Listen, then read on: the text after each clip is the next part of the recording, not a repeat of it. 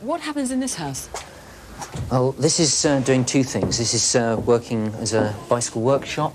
You've got Henry here. He's mass-producing bicycles from bits and pieces we find lying around. So how important are they to the campaign? They're a central part of the communications of our ability to respond rapidly is, you know, geared around people being able to jump on a bicycle and get to wherever they're needed at a moment's notice. Okay.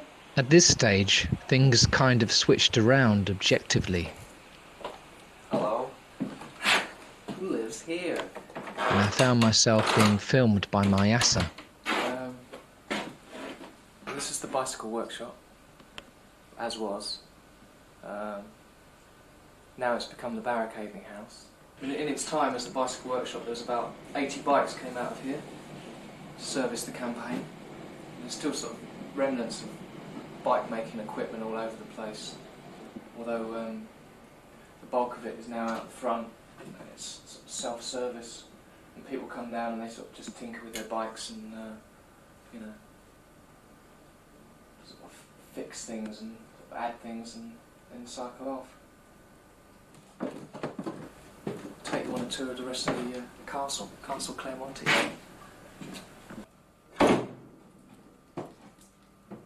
This is the front room of number 34. We tried to retain some sort of homely quality with the curtains.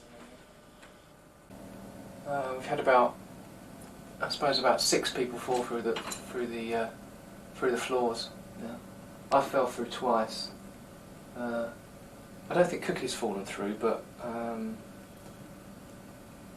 Steve's fallen through a couple of times, and Yossi's fallen through. So we're kind of like an exclusive club, really. Oh yeah, and a guy from The Independent fell through once as well. Journalist from The Independent. It was quite funny. Lost his sunglasses.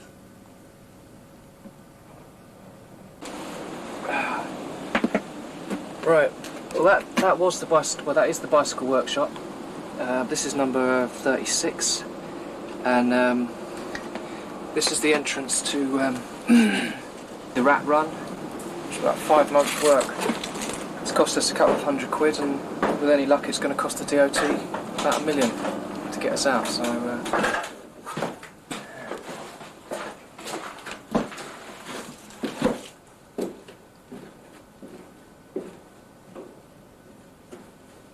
We've knocked through holes between all this row of houses so that we can get between one and the next and make it difficult for the bailiffs to get between one and the next when the big day comes.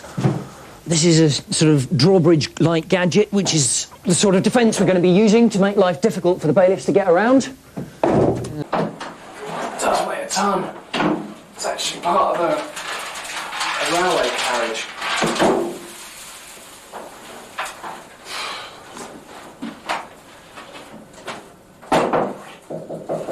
See, once that's up, then you get the prop.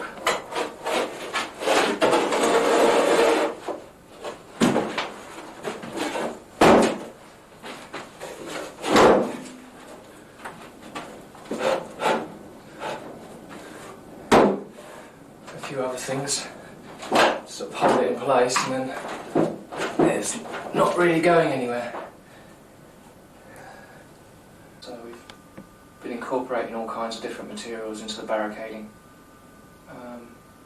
And bicycle wheels are remarkably good. I mean, if you hit that, because these spokes are tensioned, they're not going anywhere. You know, you can hit that all day with a sledgehammer and it's not going to actually go anywhere.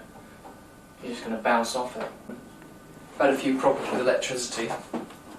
I had, the other night it was raining, there was loads of holes in the roof and electricity started sizzling. That light's talking, so we had to sort of get rid of it. We've got mice as well, which I don't really mind. I mean, they've got just about as much right to live here as I have. And I find them quite comforting, really, sort of companions.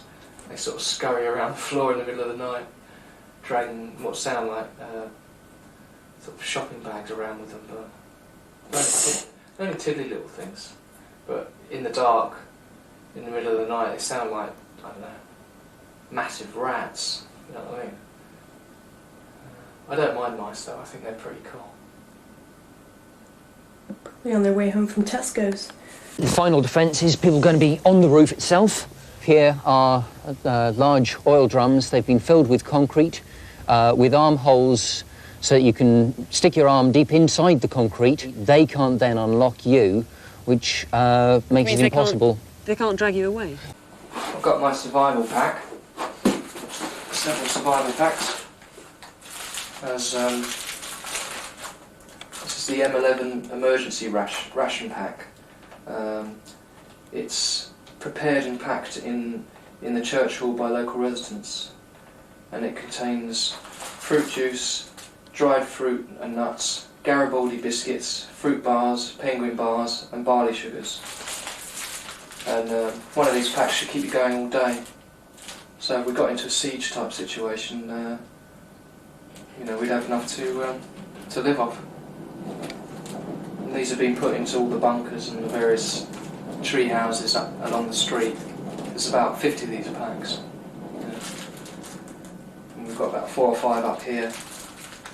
Although a couple of weeks ago, I let someone actually sleep in here, and they couldn't actually resist opening one of these packs and actually eating all the contents. They got the munchies in the middle of the night and sort of just like tucked into them, and when I came in there was like, well, basically fruit juice, dried fruit nuts, Garibaldi biscuit packets and fruit bars and penguin bars all over the floor. This is all part of the sort of UN peacekeeping initiative to get food parcels to the besieged city of Claremont. Yeah, there's just we've opened up lofts and you know, in drawers, in cupboards or wherever, we just keep coming across again and again artwork from the various artists that lived in these houses. These were housing association houses that were run by a housing association called Acme that catered for artists. And this area used to be had the largest concentration of artists in the capital.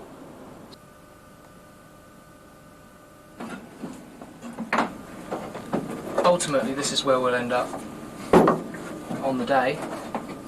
This is the loft number 42, Claremont Road. Seen some changes. Yeah, the beauty of barricading these lofts is that because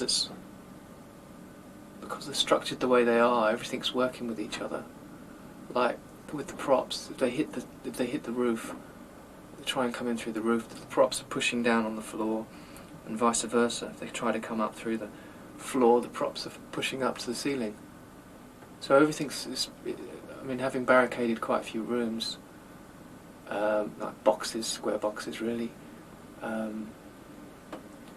to barricade this kind of shape, this pyramid type shape, has been quite a joy because there's a symmetry to it and a kind of natural logic about it all.